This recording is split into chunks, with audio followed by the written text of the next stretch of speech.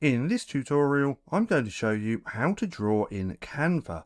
Now, Canva makes this extremely easy to do because if we look over here on the left-hand side, we actually have a draw section. Now, if we click on there, we have a few different options with a few different pens.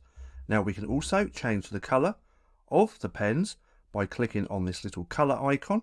We can then choose the hex code color, or choose from the default colors down here. Let's go with pink, and now if we click on this first one, it's on pink, we can see what that looks like. Then we have the second pen just here, which if we look is a little bit thinner. Then we also have a highlighter as well, which is even thicker. Now this draw feature is going to work a million times better if you're actually using a iPad or any type of tablet. Using it on a laptop, a PC, or something like that isn't going to give you the best experience, but nonetheless, it's still a pretty cool feature. Now, we also have this settings tab down here where we can play around with the weight and the transparency.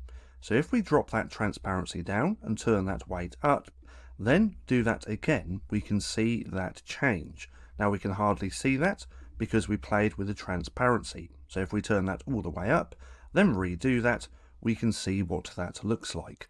But that's just how easy it is to draw here within Canva. Now, if you want to come off of here, you simply want to click on this little arrow just here where it says hide.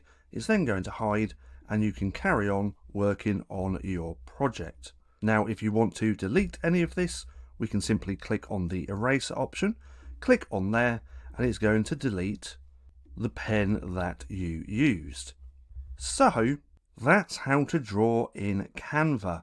Now, if you enjoyed this video and you want to watch more, then click right here and watch this playlist of my bite-sized Canva tutorials.